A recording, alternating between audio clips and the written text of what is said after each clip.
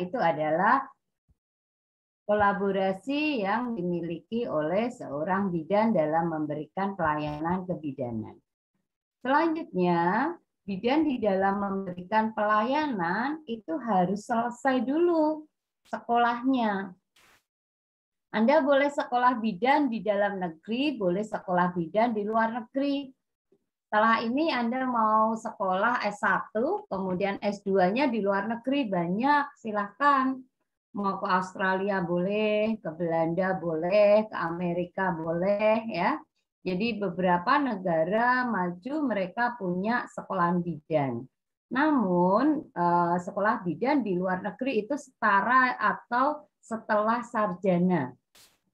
Jadi kalau D3 di sana nggak ada. Ya, bidan itu adalah profesional, kalau di luar negeri adalah sekolahnya setelah sarjana. Makanya nanti kita bahas di bawah bahwa pendidikan kita akan ngejar itu. Kita akan ada sekolah profesi yang dilakukan setelah dia lulus dari sarjana. Baik, nah sekarang prakteknya. Praktek kebidanan ya bentuknya pelayanan kebidanan, asuhan kebidanan. Asuhan kebidanan itu apa sih? Apa bedanya dengan pelayanan? Ya, pelayanan tadi adalah bagaimana bidan memberikan pelayanan kepada pasien.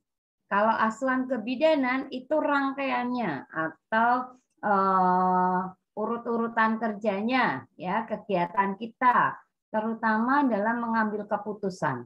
Apakah pasien ini bisa kita tangani sendiri? Apakah pasien ini harus kolaborasi? Atau pasien itu harus dirujuk? Nah, di dalam melakukan asuhan kebidanan, kita nanti akan pakai manajemen kebidanan. Ya, kemarin sudah dibahas teman-teman. Selanjutnya adalah kompetensi bidan. Bidan dianggap kompeten kalau dia punya pengetahuan. Makanya ketika kita kuliah, Anda ada mata kuliah bersifat teori. Kemudian bidan harus punya keterampilan. Makanya saya harus upgrade. Saya harus ikuti pelatihan menolong persalinan, PPGD. Ya, hari ini saya ikut yoga, saya ikut baby spa. Nah, itu adalah bagaimana kita meningkatkan keterampilan. Selanjutnya, bidan itu dikatakan memiliki kompetensi kalau dia punya sikap yang baik. Sikap yang baik nanti berhubungan dengan reward and punishment. Kapan kita mendapatkan reward penghargaan?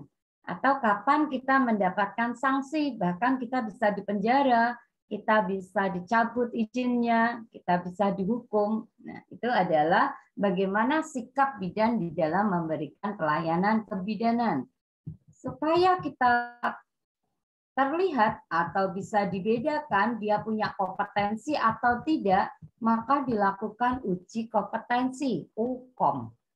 Nah, tahun ini kita sudah masuk exit exam. Artinya, bagi mereka yang nggak lulus UKOM, dia tidak bisa wisuda. Kalau tahun sebelumnya adalah setiap orang boleh lulus bidan dulu, baru UKOM.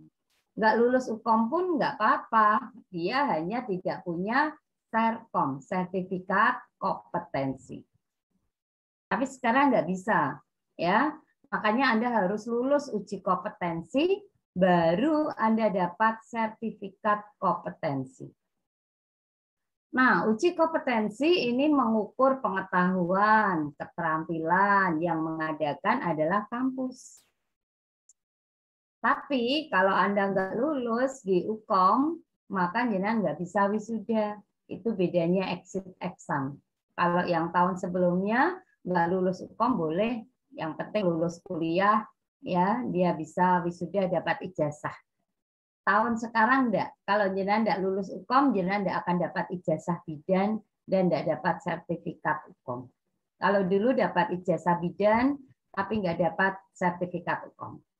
Nah, ujian ini berlaku setiap tahun dan bisa diulang. Jadi kalau enggak lulus, dapat retake.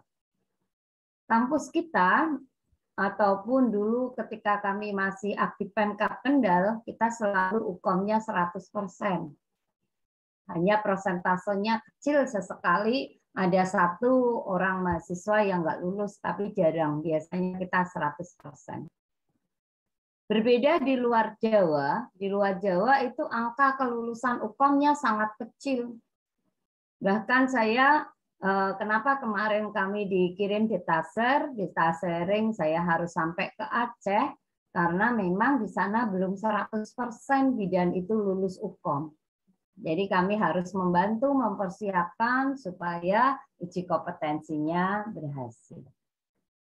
Selanjutnya, kalau kita sudah punya sertifikat kompetensi, bisa melakukan praktek kebidanan. Nah, Serkom ini nanti akan berupa kita gunakan untuk melakukan registrasi. Nanti kita dapat STR, Surat Tanda Registrasi Bidan. Nah, Surat Tanda Registrasi Bidan itu merupakan satu pengakuan dan dia hanya berlaku 5 tahun. Nanti setelah itu kita perpanjang STR, perpanjang lagi dengan ujian, dengan melengkapi SKP namanya, Satuan Kredit Perolehan. Kemudian ada juga yang namanya sertifikat profesi. Nah, sertifikat profesi ini adalah kita dapatkan setelah kita lulus pendidikan profesi. Kapan kita bisa sekolah profesi? Sekolah profesi itu setelah kita S1 baru sekolah profesi. Jadi kalau jenengan D3, jenengan harus masih sekolah D4 atau S1 baru sekolah lagi profesi. Ya, jalannya masih panjang, satu-satu nanti pasti bisa. Oke, setelah itu Anda akan punya surat izin praktek bidan, ya. Nah, surat izin praktek bidan ini diberikan oleh pemerintah daerah, baik kabupaten atau kota, supaya kita bisa praktek di tempat itu. Pertama kali saya punya surat izin praktek bidan, itu berlaku di seluruh Indonesia. Kalau sekarang SIPB hanya berlaku di 2 tempat saja. Ya, jadi Anda pilih 2 tempat di mana Anda mau praktek. Kalau dulu kami bisa praktek dimanapun. SIPB kalau sekarang harus 5 tahun di-upgrade. Kalau dulu kami berlaku seumur hidup. Enak loh. Tapi memang peraturannya sudah berbeda. Kemudian ini fasilitas saya kira biasa ya. Kemudian tempat praktek mandiri bidan. Jadi sekarang jangan disebut dengan bidan praktek swasta, bukan.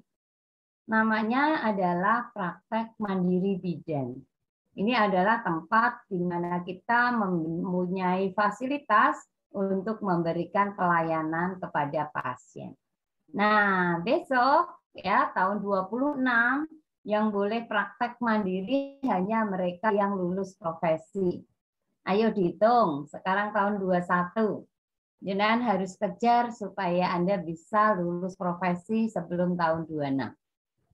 Kalau warga negara asing boleh nggak jadi bidan Indonesia? Wow, sekarang banyak. Bahkan di luar negeri mereka sudah ada pelajaran bahasa Indonesia. Jadi bidan yang dari luar negeri ketika masuk ke Indonesia mereka bisa bahasa Indonesia.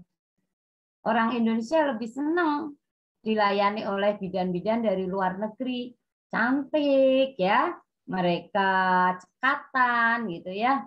Kalau mau digambarkan, orang Jepang itu dia bisa melayani 2 lantai, tapi kalau bidan Indonesia hanya 1 ruangan saja. Itu pembandingnya. Jadi itu yang harus di-upgrade. Jadi saya mohon maaf kadang-kadang kami dari institusi ingin membentuk Anda menjadi lebih baik, lebih cekatan karena memang persaingan di luar sangat keras sekali. Oke, kemudian Anda boleh melakukan praktek secara perseorangan atau pelayanan pada keluarga juga boleh, masyarakat juga boleh. Kemudian harapannya setelah lulus kita menjadi anggota profesi. Wadahnya adalah IBI, Ikatan Bidan Indonesia. ya. IBI adalah Ikatan Bidan Indonesia. Baik, kemudian ini pemerintah nggak usah, kita akan lanjut. Nah, ini pelayanan kebidanan itu asasnya ada perikemanusiaan, mempunyai nilai ilmiah, jadi harus ada studinya, literaturnya, mempunyai etika dan profesionalitasnya yang tinggi. Kemudian pelayanan kebidanan harus bermanfaat, adil, memberikan perlindungan, dan memberikan keselamatan pada klien kita. Bagaimana penyelenggaraan kebidanan itu dilakukan? Dia memiliki tujuan dengan meningkatkan mutu pendidikan kebidanan. Kemudian meningkatkan mutu pelayanan, memberikan perlindungan, dan meningkatkan kesehatan masyarakat. Ini seringkali keluar di soal jenis-jenis pendidikan bidan. Jadi bidan pendidikannya ada 3. Kalau kita belajar tentang pendidikan berkelanjutan, itu boleh dari akademi kita ke pendidikan profesi. Atau Anda mau pakai jalur vokasi. Vokasi, kemudian sarjana, dan profesi. Ya, jadi ada 3 jalur. Yang pertama akademi, yang kedua vokasi, yang ketiga adalah profesi. Kemudian kita akan lanjut ya. Kalau akademi lulusannya Pak bisa sampai ke sarjana ya. Kemudian vokasi pun bisa. Kemudian ada program magister S2, sekarang sudah ada doktor kebidanan di S3. Jadi untuk program sarjana kebidanan sudah ada, S2 ada, doktor ada, atau S3 ya. Bisa di Indonesia, bisa di luar negeri. Silahkan Anda lanjutkan untuk sekolah. Nah, kalau kita masih D3, masuknya adalah vokasi. Ya, vokasi harus melanjutkan sekolah profesi. Bagaimana caranya? Anda sekolah dulu sarjana, baru sekolah profesi. Tidak bisa dari D3 langsung profesi.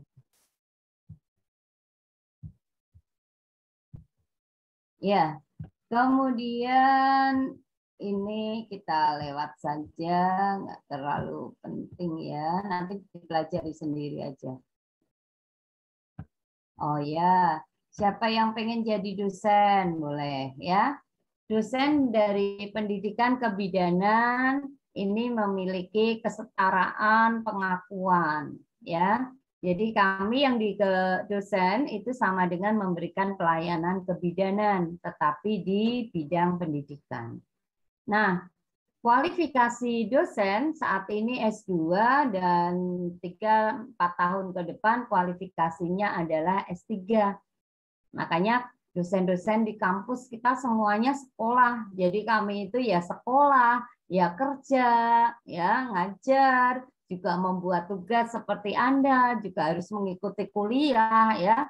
Kami juga punya keluarga, punya organisasi dan sebagainya. Sama, saya juga kuliah setiap Jumat Sabtu. Jadi tadi saya kuliah juga selesai jam berapa ya? 12 gitu ya. Nah, semuanya sama, tapi harus selesai semua. Sekolah jalan, kerja jalan, tugas lain jalan, keluarga pun harus ada ya. Nah, kemudian Anda harus ikut uji kompetensi setelah memasuki masa akhir pendidikan. Jadi ujiannya setelah akhir ya. Kemudian kita sudah membahas tentang standar kompetensi bidan. Kemarin ada kelompok sudah membahas ya. Standar kompetensi bidan.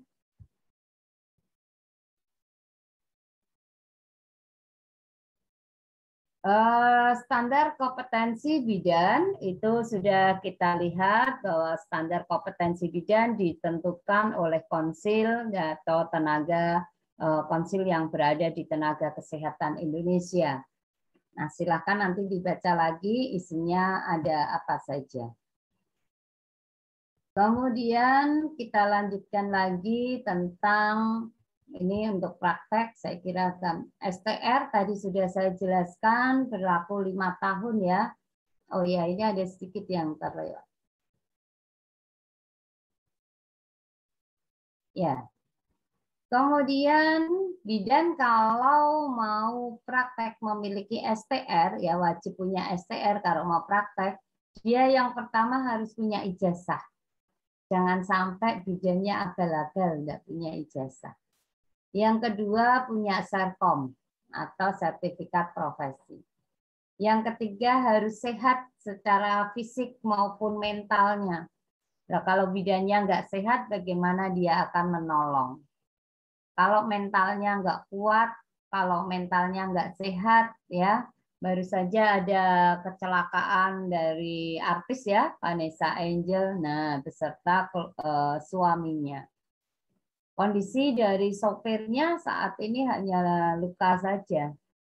Nah ini sedang dicek apakah ada permasalahan dengan mentalnya atau perilakunya. Nah, bidan harus mengucapkan sumpah atau janji profesi. Kalau yang beragama Muslim biasanya mengucapkan sumpah. Jadi kalau yang non Muslim kita tidak melakukan sumpah, tapi melakukan janji profesi. Nah, janji atau sumpah ini kita bacakan di depan atau disaksikan oleh ketua organisasi profesi dan juga pasti didengarkan oleh Tuhan. Sehingga ketika kita melakukan sumpah dan janji profesi, itu menunjukkan bahwa kita siap menjadi tenaga kesehatan, menjadi tenaga kebidanan. Kemudian STR yang sudah ada berlaku 5 tahun, ya. Kemudian bisa diperpanjang melalui pendidikan, pelatihan, atau beberapa kegiatan ilmiah. Izin praktek bidan ini dilakukan tadi sudah saya sebutkan tempat di mana kita praktek ya. Kemudian masa berlakunya 5 tahun. Nah, dia bisa memperpanjang, bisa juga tidak memperpanjang.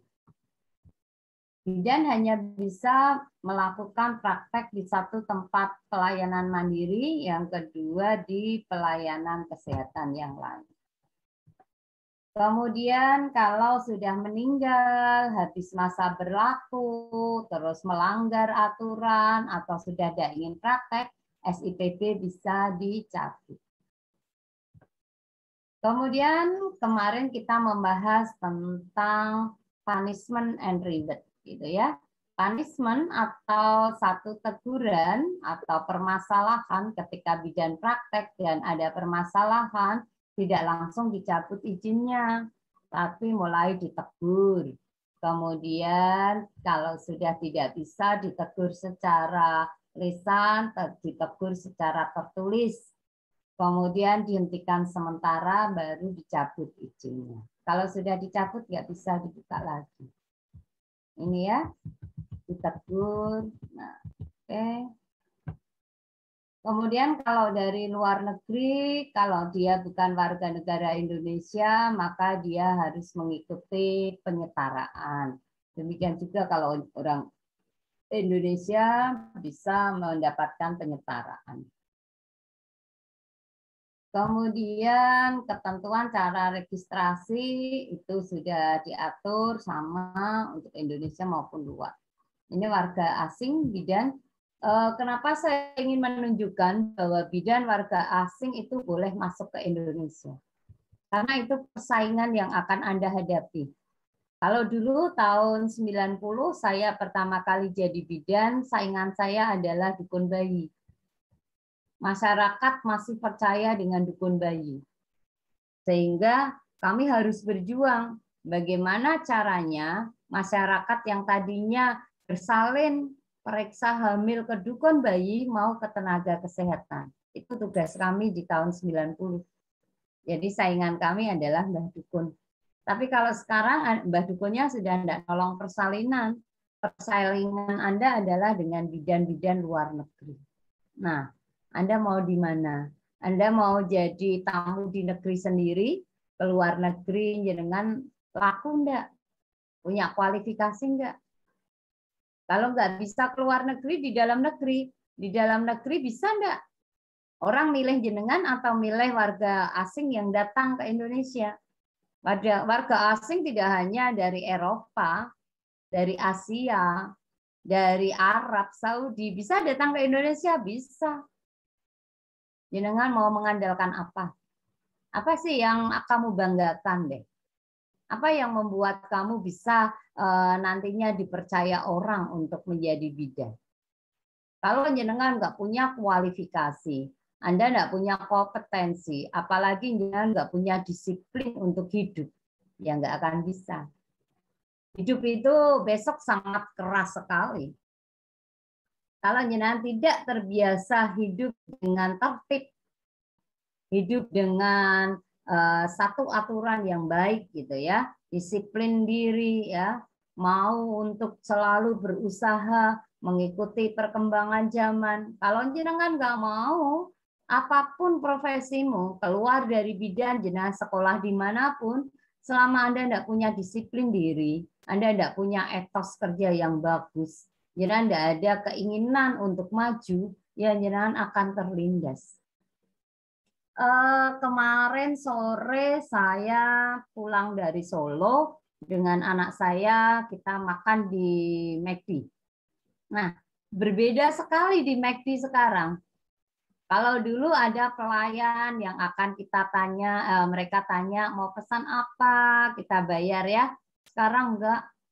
Begitu masuk cuma butuh satu satpam saja. Satpam langsung tunjukkan, silahkan pesan di situ. Nah, bayarnya kita elektronik juga. Nggak butuh kasir, nggak butuh resepsionis, nggak butuh pramusaji.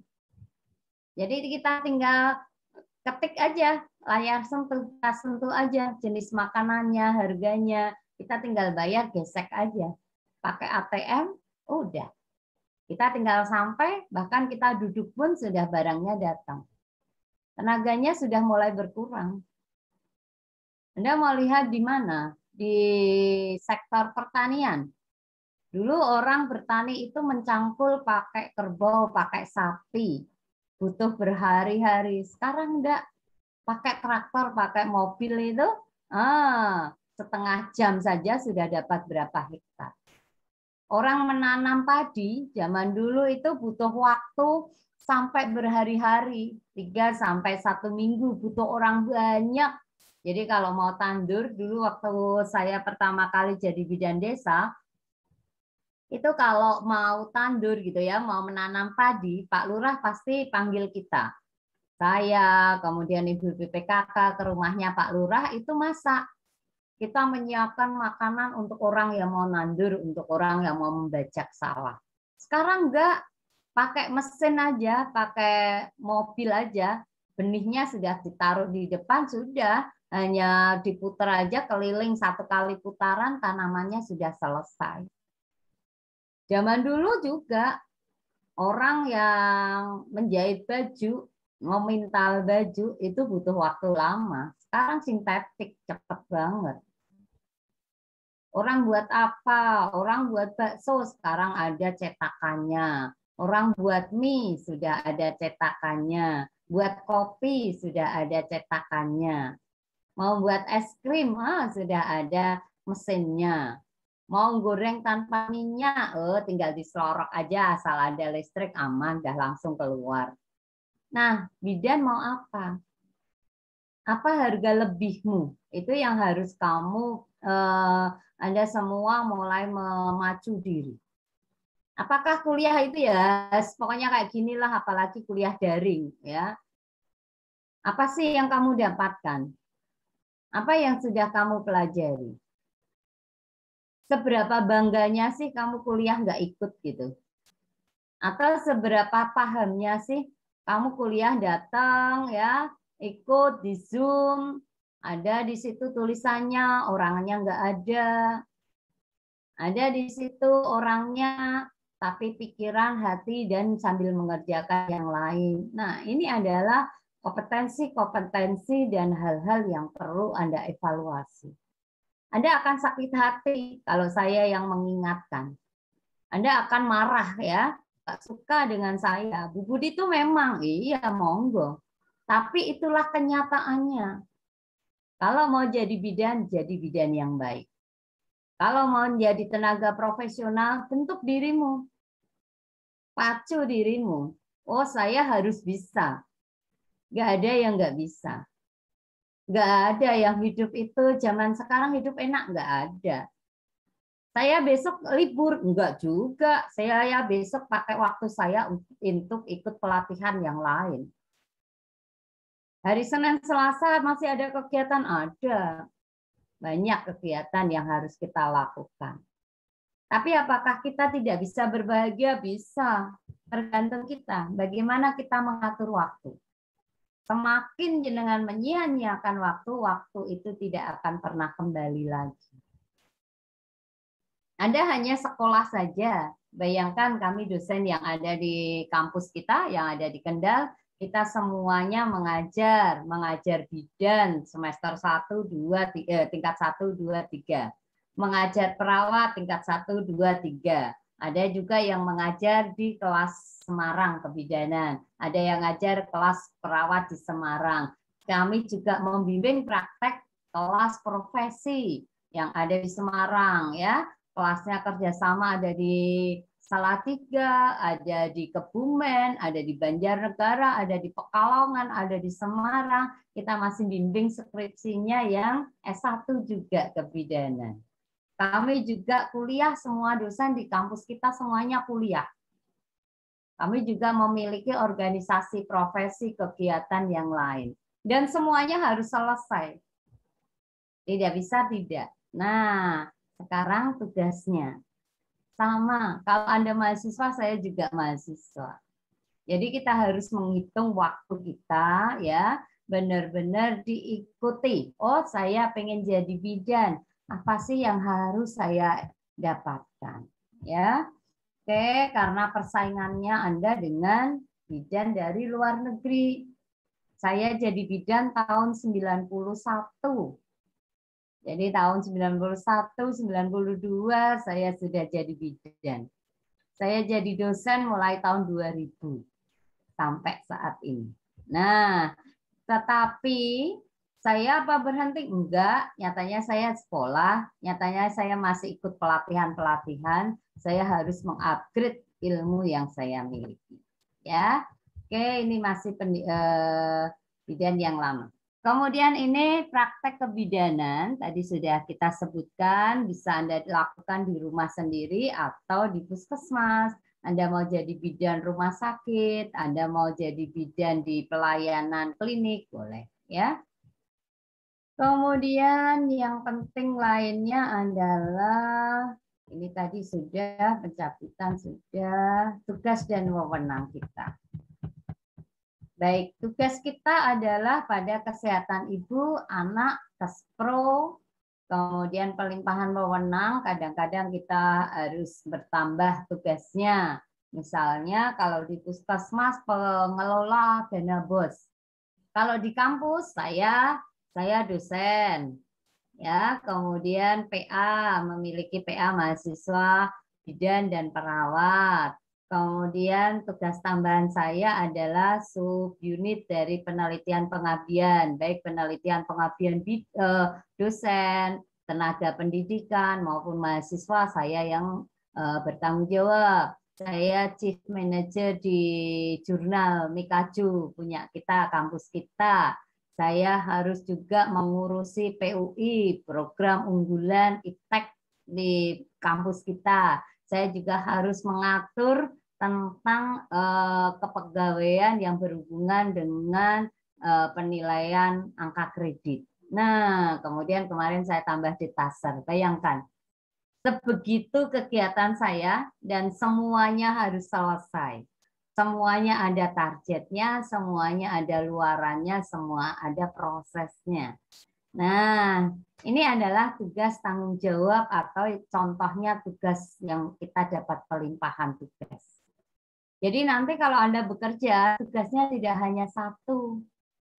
Kalau Anda bekerja di puskesmas, kadang kita bertambah tugasnya melayani tambahan kita di vaksinator. Saya juga sekali menjadi vaksinator. Kami kadang-kadang nyuntik vaksinator di Jakarta PPSDM. Kami kadang-kadang nyuntik di pelayaran, ya. Kami kadang-kadang nyuntik di Kodim. Kadang-kadang kami diminta bantuan untuk menyuntik di perusahaan-perusahaan. Ya memang begitu tugas kita, ya. Nah, bidan itu tugasnya banyak. Senang loh jadi bidan itu, ya. Tugas kita banyak, pelayanan kita banyak. Anda mau melayani orang, nah di bidan inilah lahan kita, ya. Mau jadi dosen boleh, ya. Targetnya adalah S3. Jadi kalau Anda masih D3, Anda harus pacu diri, ya. Sampai jenengan S3, Anda akan bisa jadi dosen yang baik, ya, karena memang tuntutannya seperti itu. Oke, bidan itu perannya bisa sebagai pemberi pelayanan, jadi dia bisa meriksa hamil, dia bisa memberikan suntikan KB, bisa menyuntik vaksin atau imunisasi, ya. Kemudian mengelola, Anda bisa jadi kepala puskesmas, bidan koordinator, ya, bisa jadi kaprodi, bisa jadi direktur. Nah, pengen yang mana? Semuanya tergantung dari hatimu, ya, tergantung dari keinginan dan niatmu. Kalau Anda terlalu membuat atau menilai diri kita terlalu rendah, kita nggak akan pernah berjuang dan menang. Kita harus membuat nilai diri kita upgrade terus, naik terus, ya. Ada hal yang baru, Anda harus kuasai itu sehingga Anda tidak pernah tertinggal. Kita harus juga menjadi penyuluh atau konselor. Ya, jadi bidan harus bisa memberikan penyuluhan kesehatan. Minggu ini saya tambah lagi kegiatan saya di desa, saya harus ikut tim Pokjas Stunting. Masih ada lagi. Nggak tahu ini saya baginya waktu besok bagaimana. Yang penting oke saja dulu, ya. Nanti kita akan laksanakan. Kemudian, nah ini tugasnya kalau bidan di fasilitas kesehatan, Anda bisa menjadi pendidik, membimbing praktek, ya, menjadi fasilitator tempat praktek. Nanti kalau ada cabi-cabi, calon-calon bidan cantik yang praktek, nah dengan yang mengajar kalau Anda di tempat praktek. Kemudian Anda juga bisa sebagai peneliti. Kami dosen Tridharma perguruan tinggi kami adalah mengajar. Dalam 1 tahun itu kami harus mengajar, kami harus melakukan pengabdian, kami harus melakukan penelitian. Itu tugas utama dosen kebidanan. Jadi dosen itu tidak hanya mengajar. Selain mengajar, kami harus melakukan penelitian. Selain melakukan penelitian, kami harus melakukan pengabdian masyarakat. Nah, ya, itu kegiatan kita. Oke, semuanya harus sesuai dengan undang-undang yang berlaku. Nah, pelayanan pada ibu tadi sudah kita bahas, ibu hamil, persalinan, nifas, gawat darurat, dan mereka yang memiliki resiko tinggi. Ibu dengan pasca keguguran, bukan ibu hamil yang akan melakukan pengguguran kandungan, itu enggak boleh, ya. Yang diambil adalah di pasca. Kemudian pelayanan anak. Nah, pelayanan anak mulai dari bayi, kemudian balita, anak prasekolah, imunisasi, tumbuh kembang. Nih, ilmunya harus dikuasai ya. Pertolongan pertama gawat darurat. Nah, ini PPGD. Kami harus upgrade setiap 5 tahun, kami harus ikut pelatihan lagi dan seterusnya. Kemudian KB Kespro, nah ini kita harus bisa melakukan komunikasi. Oke, masih ada 20 menit lagi, semoga cukup ya.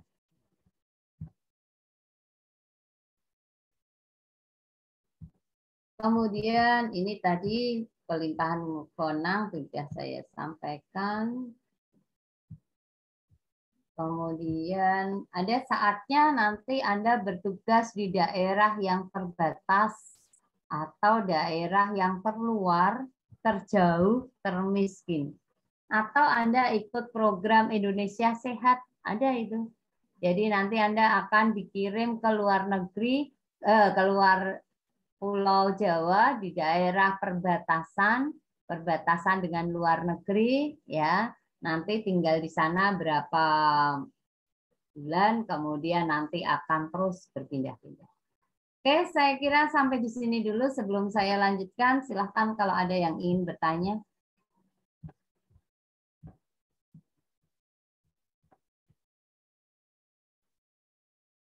Silahkan kalau ada yang mau bertanya. Ibu izin bertanya. Ya, oke, silakan Elisa. Kalau menurut Ibu itu kita itu lebih baik lanjut S1 atau D4 ya, Bu? Kalau menurut Ibu gitu. Ya, kenapa sekolah D4? Ya, sekolah D4 biasanya alis jenjang itu pendidikan yang sudah lama ya. Dulu alis jenjang dari D3 untuk bidan-bidan vokasi. Kalau sekarang sudah ada S1, kenapa tidak S1? Jadi ada jalur yang namanya tadi jalur akademik, itu mulai dari semester 1 sampai lulus S1 ada. Jadi sekolahnya tidak D3 kebidanan, S1 kebidanan. Nah, S1 kebidanan itu bisa juga ditempuh dari D3 kemudian ke S1. Tetapi ada beberapa institusi pendidikan yang tidak mau menerima kalau D3 ke S1 nggak mau. S1 itu ya harus dari semester 1. Jadi bisanya dari D3 ke D4. Nah, apakah D4 itu sama dengan S1? Sama. Namanya sarjana sains terapan. Gitu ya. Kalau sarjana kebidanan itu mereka yang S1 langsung murni akademik. Kalau jenengan D4 itu jalurnya vokasi, namanya sarjana sains terapan, gitu ya. Apakah dari D4 ke profesi bisa? Bisa. Ya. Apakah dari S1 ke profesi bisa? Bisa. D4 ke S2 bisa? Bisa. S1 ke S2 bisa? Bisa. Ya. Jadi pilihannya adalah tergantung dari institusi yang ada. Kalau di institusi itu dari D3 boleh S1, kenapa harus D4? Tapi kalau institusi tersebut tidak membuka S1, pindah jalur dari D3 ke S1, ya kita ambil yang D4. Begitu Elisa. Terima kasih, Bu. Ya. Oke. Sambil kita lanjut, kalau ada yang ingin bertanya, dipersilahkan. Ini adalah hak dan kewajiban bidan. Ya, jadi materi-materi yang belum saya sampaikan semuanya ada di undang-undang ini. Jadi saya tidak menyampaikan per bagian tapi keseluruhannya.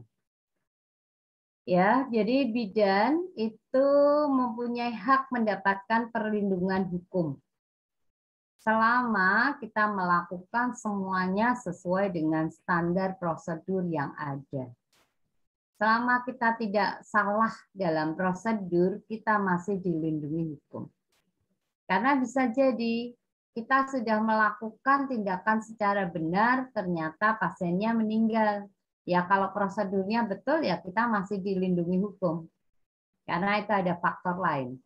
Tapi kalau kita di dalam bekerja tidak dengan benar, ya pasien tidak sesuai prosedur, kemudian pasiennya meninggal, ya apa boleh buat, pasti kita akan mengalami satu kondisi sanksi. Kemudian bidan mempunyai dalam praktek mempunyai hak untuk memberikan informasi yang benar, jujur kepada klien dan keluarganya. Nah, ini ya, bidan berhak menolak keinginan klien atau pihak lain yang bertentangan dengan standar profesi. Misalnya ada keluarga yang ingin menggugurkan kandungannya. Nah, itu bidan boleh menolak keinginan klien, menolak keinginan keluarga karena tidak sesuai dengan kode etiknya. Ya. Jadi semuanya harus sesuai dengan undang-undang yang ada. Bidan mempunyai hak untuk mendapatkan imbalan jasa. Jadi kalau jenengan melakukan praktek pasiennya bayar, ya itu hak kita. Memang kita adalah profesional. Boleh enggak Anda bekerja tidak memang Anda ingin sukarela, Anda enggak ingin menerima bayaran, boleh. Selama itu keinginan Anda. Tapi secara hak kita berhak mendapatkan imbalan. Mungkin kalau nggak dapat uang ya dapat ucapan terima kasih, dapat doa gitu ya. Dulu waktu pertama kali saya jadi bidan, nolong persalinan tidak selalu dapat uang. Kadang-kadang kita dikasih beras atau sak gitu ya, atau dapat kopi atau dapat petai itu lah. Nah, sak lingget gitu. Jadi dapat satu ikat besar gitu. Mereka nggak bayar kita uang. Tetapi itu adalah imbalan. Ya. Jadi silahkan, tapi jangan juga kita terlalu mengutamakan uang. Ya, uang bukan segalanya. Di mana Anda berada, silahkan menyesuaikan. Kalau Anda nantinya bekerja di rumah sakit internasional, di luar negeri, maka imbalannya sangat besar. Alumni yang dulu dari Aktif Pemkab Kendal sebelum Poltek ke Semarang, mereka ada di mana? Ada di mana-mana.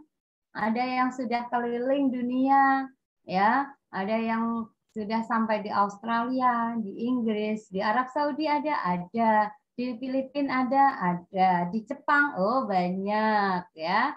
Yang Korea saya belum begitu paham, tapi yang di Jepang banyak ya. Jadi bidan lulusan kita ada di mana-mana.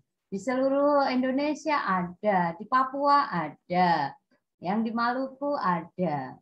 Ya, sebelum daring kami pun sudah punya mahasiswa dan sudah alumni kita ada di mana-mana. Ya. Kemudian bidan punya hak mendapatkan fasilitas, ya. Kemudian Anda boleh mengembangkan profesi Anda, ya. Jadi mengembangkan profesi bisa lewat pendidikan formal, bisa pendidikan non formal. Ikut pelatihan, ikut seminar, ya. Nah, kewajibannya adalah mengikuti kode etik, informasi harus benar, tindakan harus benar. Nah, harus tahu dokumentasi. Jadi cara membuat aspek, ya. Kemudian kita harus menghormati hak pasien, melaksanakan tugas-tugas, meningkatkan mutu. Jadi harus selalu upgrade, ya. Oke, kemudian pasien punya hak nggak? Oh, punya. Ya. Dan nanti baca ya, ini hak pasien. Besok kalau ujian tak keluarkan ya, hak kewajiban bidan maupun pasien ya. Kemudian dalam praktek, klien berkewajiban apa? Memberi informasi yang benar. Ibu pernah kena COVID? Tidak. Nah, padahal dia satu keluarga COVID. Akhirnya bidannya tertular. Beberapa saat yang lalu kami dari IPI Kendal kehilangan beberapa bidan. Beberapa bidan harus berpulang ke rumah Tuhan karena penyakit COVID. Nah, ini seringkali terjadi ketika pasiennya nggak jujur. Dia nggak mengatakan apa kondisinya. Nah, saya berharap semua anggota keluarga dan mahasiswa yang saat ini sedang kuliah sudah mendapatkan vaksin. Bagi yang belum, segera mumpung masih ada waktu. Jangan tunggu sampai sakit. Karena ini sudah mulai ada data lagi jumlah COVID yang sudah meningkat. Beberapa saat yang lalu kami pun merasa berduka karena suami dari Bu Titik Sapartinah juga meninggal. Ya, itu tidak diduga penyakitnya, menderita penyakitnya juga tidak lama. Atau mungkin dari Anda ada yang keluarganya kena COVID. Nah, ini adalah bagaimana kewajiban pasien supaya dia mau bercerita. Nah, yang terakhir adalah berhubungan dengan organisasi profesi. Saya di Kabupaten Kendal sebagai sekretaris Bidan Ikatan Bidan Indonesia di Kabupaten Kendal. Jadi saya mengurusi administrasi 1.150 anggota bidan se-Kabupaten Kendal. Kegiatan kami tidak hanya di kabupaten, kami harus menghadiri beberapa kegiatan yang bersifat daerah, provinsi, atau beberapa kegiatan yang bersifat nasional. Jadi ada Munas, ada Musda, saya harus hadir. Ada kalau Munas itu di Jakarta, kalau Musda itu di Semarang, kalau Muscap di Kendal. Saya juga harus menghadiri Musran, musyawarah ranting, jadi keliling, ada Boja, ada Kaliwungu, ada Kendal, ada Sukorejo, ada Weleri, saya harus muter. Selain pekerjaan utama sebagai dosen, saya sebagai sekretaris Ikatan Bidan di cabang Kendal. Anda bisa bayangkan seberapa kegiatan yang harus saya handle, tapi nikmati saja. Selama kita senang gitu ya, kita nikmati. Nah, di organisasi ini kita bisa mengembangkan pendidikan kita, pengetahuan kita, keterampilan kita, dan etika di dalam profesi. Nah, di organisasi ini tentu saja ada juga kita harus membayar iuran. Ada aturan-aturannya, ya. Ada seragam-seragam yang harus kita miliki. Oh, kalau pelantikan, upacara penting, berarti seragam kita yang modelnya kebaya.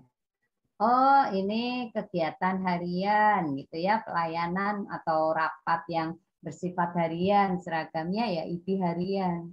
Oh, ini tentang workshop, berarti seragamnya batik yang hubungannya dengan workshop, dan sebagainya. Jadi kalau mau lihat di lemari saya itu seragam, baju seragam itu banyak sekali. Jadi saya kalau mau beli seragam, baju itu pikir-pikir. Karena saya punya seragam organisasi bidan. Saya punya seragam GOW, Gabungan Organisasi Wanita Kabupaten Kendal. Saya di kesehatan. Di Perwari, Kabupaten Kendal, saya di KLH. Di CPPA, Perlindungan Anak dan Perempuan di Kabupaten Kendal, saya sekretariat. Di gereja, saya tim kesehatan. Ya, jadi banyak sekali di tempat saya itu sampai seragamnya. Terus kita punya juga beberapa anggota, saya anggota kader lah, kegiatan yang lainnya. Jadi seragamnya banyak sekali, ya.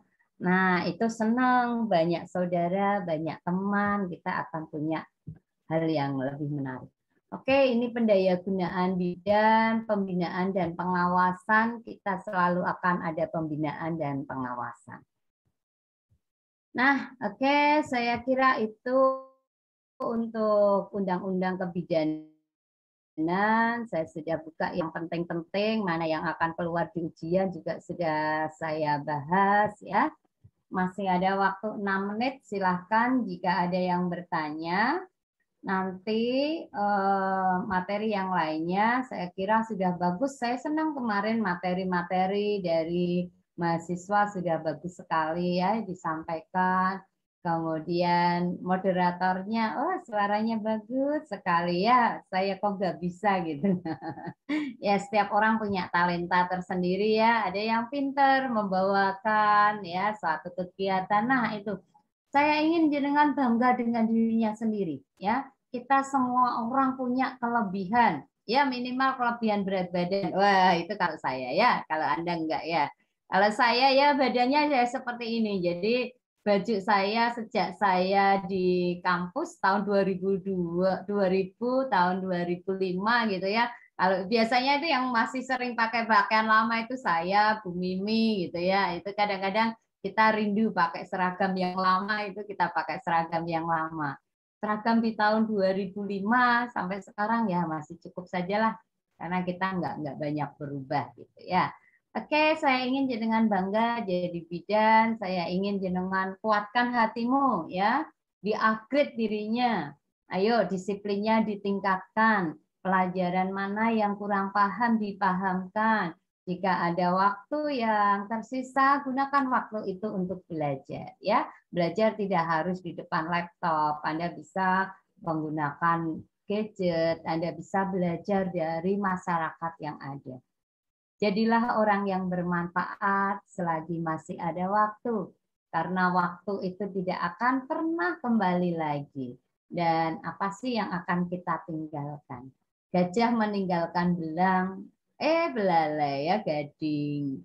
Macan meninggalkan belangnya, manusia meninggalkan namanya. Ya, jangan sampai seperti Vanessa Angel sudah meninggal, masih ada media yang menghujatnya. Semoga kita semuanya bermanfaat, ya. Tidak ada yang tidak bermanfaat. Tidak usah memandang diri kita, oh saya miskin, oh saya anak kesekian, oh orang tua saya seperti ini, seperti itu, saya tidak punya kecakapan untuk berbicara dan sebagainya, semuanya bisa. Ya, ayo maju terus, semuanya semangat ya. Waktu masih panjang. Ini kan masih semester 1, masih ada 5 semester ke depan, akan berproses jadi bidan yang terbaik. Lulus UKOM D3, sekolah lagi. Kalau enggak sekolah, kerja dulu. Anda mau tahu anak saya cuma 1, ya. Hari ini dia bekerja guru sebagai guru TK. Nah, tetapi dia juga kuliah di 2 tempat S2. Jadi di rumah saya itu kalau hanya mencari laptop yang terbuka, membuat materi, membuat artikel, ya saya dan anak saya tuh berburu karena kami harus kuliah bareng ya. Jadi anak saya kuliah S2-nya di 2 tempat. Nah, Anda bisa bayangkan, kalau siang dia bekerja. Nah, apa yang Anda lakukan? Anda kan cuma sekolah di 1 tempat, di 3 toh. Nah, anak saya S2 di 2 tempat, 2 universitas yang berbeda, 2 mata kuliah yang berbeda. Dan dia pagi harus kerja. Memang saya nggak mau, walaupun anak saya anak tunggal, tapi saya mau dia bermanfaat. Ya, oke, semuanya kita pasti bisa ya. Yang penting doa restu orang tua, semangatmu. Hati-hati pilih pacar ya, jangan sampai belum sampai lulus D3 sudah menjadi mantan mahasiswa, harus keluar karena harus menikah mendapatkan ijazah, tapi ijazah. Ya, oke, selesaikan dulu sekolahnya, cari pacar yang bukan parasit ya. Kalau teman-teman yang negatif segera tinggalkan. Kalau teman-teman yang radikal tinggalkan. Karena kita akan melayani seluruh bidan, seluruh masyarakat di seluruh Indonesia. Kemarin waktu saya di Aceh, saya pun harus menyesuaikan kondisi di sana, sehingga saya harus pakai penutup kepala, saya pakai jilbab, fungsinya untuk menghargai budaya, bukan karena hal yang lain. Nah, disitulah supaya kita bisa diterima saja.